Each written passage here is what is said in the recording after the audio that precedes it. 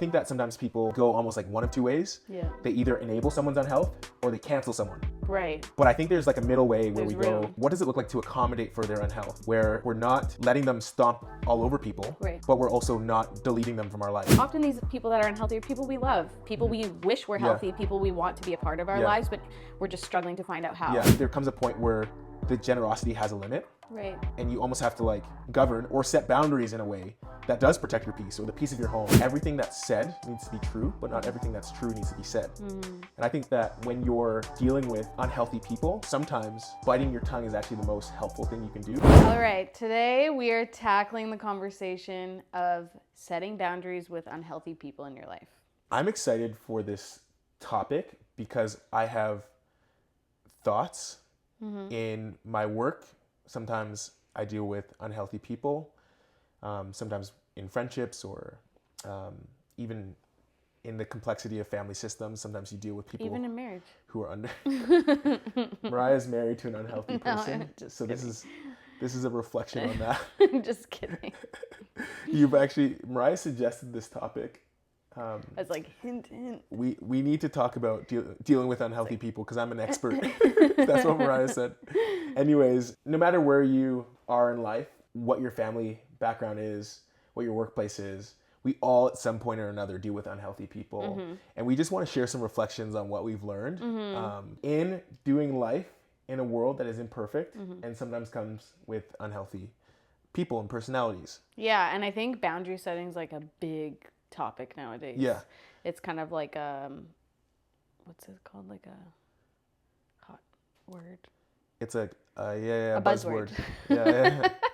It's a buzzword. It's a buzzword. And I think we've done a video before on our controversial opinions about boundary setting, and this is kind of like based from that video too. It's not quite like a 2.0, but it's like a sequel and a half. Remember when they did Lion King like 1.5? Yeah. Were they hoping that would catch on? That was weird. That was weird. so weird. But this is kind of like Boundaries 1.5. Yeah. But not as weird. Yeah. Anyways, to start, I think it's so important to name that the person is unhealthy. And not to their face. Yeah. Name like psychologically in your own mind that, oh yeah, I'm not dealing with a healthy person. Yeah. And this has helped me show grace to people who are feeling unhealthy. So whether it be like they're going through grief, maybe it's like a personality trait that's like deeply wedged inside their psyche because of family background or other crises or just being a quirky person. People have various reasons for why they're unhealthy. And I think that it's so important for us to like admit to ourselves, like we're not dealing with a normal person. Because I think that sometimes when we're dealing with a normal person, there's things that we can ask of people. Yeah. Or even like certain expectations surrounding being heard and someone responding to even like critical feedback in a healthy and productive way. Right. But when we're dealing with unhealthy people, we can't do that. Like we have to have almost like different expectations for them. Yeah, and it might seem like an obvious thing, like telling yourself, oh, they're not healthy, and naming that. But I feel like often we're just so frustrated in how the person is acting or reacting to whatever conflict you're in or situation you're in with them that we forget to tell ourselves, like, okay, this person actually isn't in their like optimal state. Yeah. And so that means that they could react poorly. And like that could happen to any of us, right? And there's little signs. Like, so when I think of a healthy person, I think of someone who can graciously receive feedback without being like instantly defensive. Right. Maybe it's like, oh, Mariah, thanks for sharing that. I just want to invite you in a bit to my perspective instead of saying, I didn't do that. Why are you accusing me of this? Yeah. Or no, you do this. Yeah. And it's just like, and I think of a healthy person as someone who is regulated, who can respond in a calm way, who can see your point of view and say like, oh, I see how that could have hurt you. But an unhealthy person is like the opposite. I know some people use the term like gaslighting, almost like to speak to this notion of almost like flipping the problem on the person. Or if you say, Daniel, you keep, I don't know, leaving your bag on the ground instead of putting it in the closet. And then I go like, you always leave your but bag you always leave. Yeah. Or like, you always leave your shoes on the ground or whatever. Or whatever. why are you always finding a way to make me feel small? instead of me just saying, oh, I'll take my bag and put it away. Yeah. Like, I think some of those signs, and again, we can go for a while listing out some signs of unhealth, Right. but I think it's important, again, to name, oh, they are unhealthy, because I think that it sets us up for better success when it comes to navigating conflict and stuff with the person. Yeah.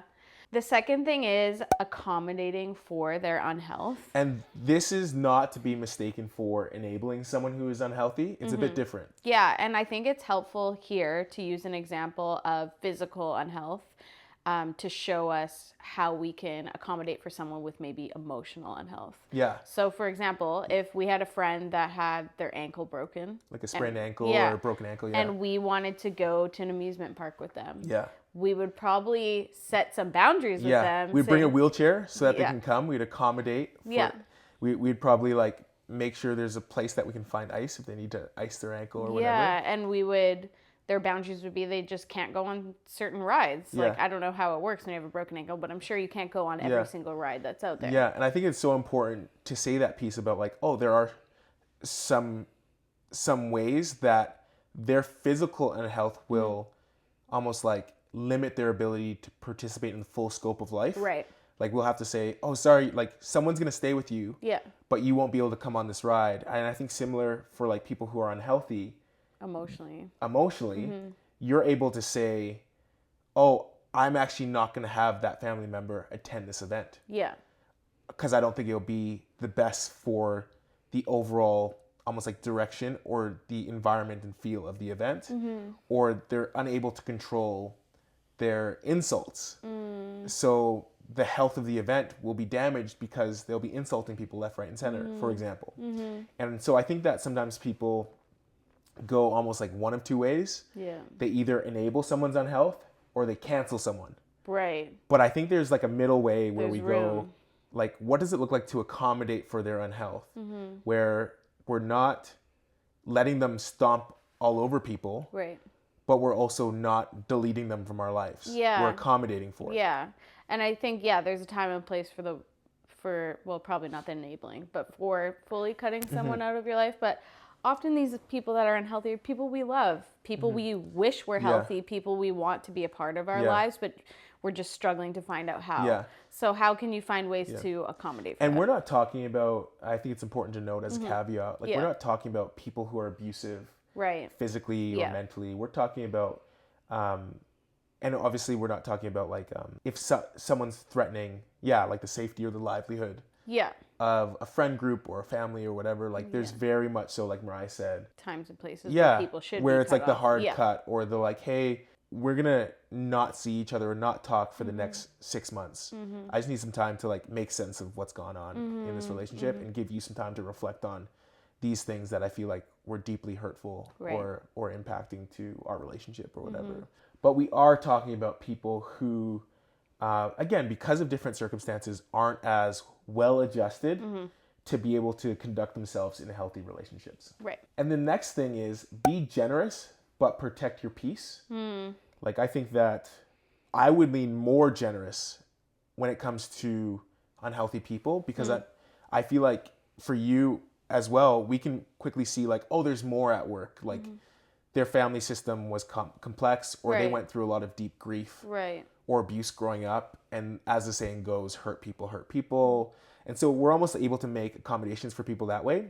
But I feel like there comes a point where the generosity has a limit. Right. And you almost have to like, govern or set boundaries in a way that does protect your peace or the peace of your home, or if you have kids, the peace of your kids. Yeah, and I think too, like everyone has such a different limit. Like me and you, I feel like have very different limits. Yeah. I feel like you have really thick skin and you're able to deal with an unhealthy person and not get like personally offended or just too emotionally invested. Yeah. Whereas for me, I think sometimes that I can feel that offense pretty strongly, or I can feel too emotionally invested, and then it's causing other issues, making me unhealthy. And so it's like you have to know your own personal limit and not really compare it to another person. And I think similarly, you should be wise about who's informing how hurt you are. Like, so for example, there's a really healthy version where it's like you're going to counseling, or maybe you're talking with a close friend who's really well adjusted, and they're saying, hey, just so you know, what your dad did to you or what that friend did to you wasn't okay. And that could be really healthy because people can look in and give us perspective that we don't have. Yeah. But I do believe that there's almost like a low tolerance when it comes to mistreatment in society today, where people feel like, oh, any negative emotion said towards you means the person should be canceled. Yeah. So I would just be careful of like setting your grid for how much mistreatment you can absorb based on culture or society rather than what you're able to actually absorb. So like Mariah said, like I'm able to absorb a lot. And there's people in my life where if someone were looking in through social media's lens or through culture's lens, or even like the pop, like counseling kind of culture lens, they would say like, oh, set boundaries there, that's abuse, or that's hardship, or that's mistreatment, or that's a line crossed. And I'm saying, actually, no, like, I can actually absorb a bit more mistreatment than that. Right. And I think that, like, if you have thick skin or you have broad shoulders, like, it's like you have to, like, metaphorically broad shoulders. Yeah. You have to really take time to think, like, am I really offended by this? Am I really hurt by this? Yeah. Or even on the other side, like, I find you can get so entrenched with unhealthy people because sometimes unhealthy people can be pretty manipulative and pretty like, you know, suck you in. And so it's like being aware, like, you know, for me, a sign is it's like when it's really hard for me to go to sleep at night, when my mind's just going and I'm feeling anxious and I can't, like, I don't know why. It's like, oh, maybe this is affecting me more than I think. And I think when you love people hard and you love people a lot, it can be hard to name that to yourself. Yeah. But it's important to like be aware of how your peace, like, are you at peace or is that needing to be protected a bit? Yeah, that's really good. What's the last one? The last one is speak when true and necessary. Yeah. I remember a leader once saying, in conflict, everything that's said needs to be true, but not everything that's true needs to be said. And I think that when you're dealing with unhealthy people, I think that sometimes biting your tongue is actually the most helpful thing you can do. And almost like sometimes I using like a poker analogy, it's like you have a certain amount of chips to use when it comes to confronting or almost like giving feedback to the unhealthy person. Okay. And I would say like use your chips wisely. Like if it's true and necessary, use that chip and say like, you know what, this is where I'm drawing the line, or hey, when you said that. But the reality is when you're doing life with unhealthy people, there's a lot of things that you can give feedback on.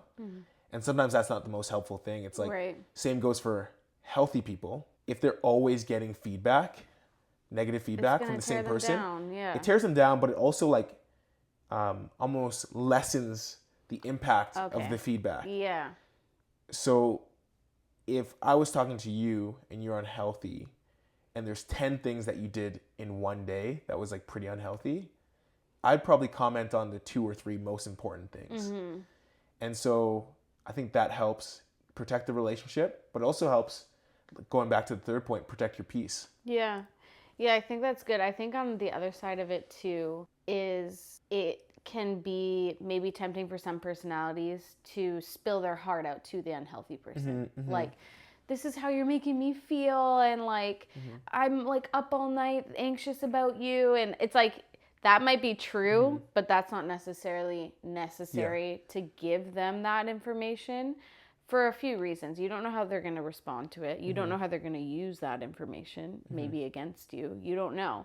And so it's like, have those people in your life, whether it's your spouse or a close friend or whoever, that you can be honest with how you're being affected, or even a counselor, how you're being affected by this. But the unhealthy person doesn't need to be the one that's receiving. I think that's so smart. It's so good to have like almost like interpersonal release valves, like people who can hear all 10 things and be... And hold it. Like, I don't think that it's wise to spread more unhealth by telling everyone in your life about that one unhealthy person. But if you have one person who feels like a safe place, isn't a big gossiper, but will help you kind of process walking with that person who's unhealthy, I would say bring them into it and let them hear all that you're working through emotionally and mentally in doing life with this unhealthy person. Yeah, it's so good. I'm glad we hit this topic. Me too. Yeah, I think it'll be helpful. Boundaries 1.5. Yeah. Well, that is it. Let us know in the comments below what was helpful for you. If you have any tips to add, feel free to drop them in the comments below. And if you haven't already, make sure to like and subscribe. We'd love to have you here in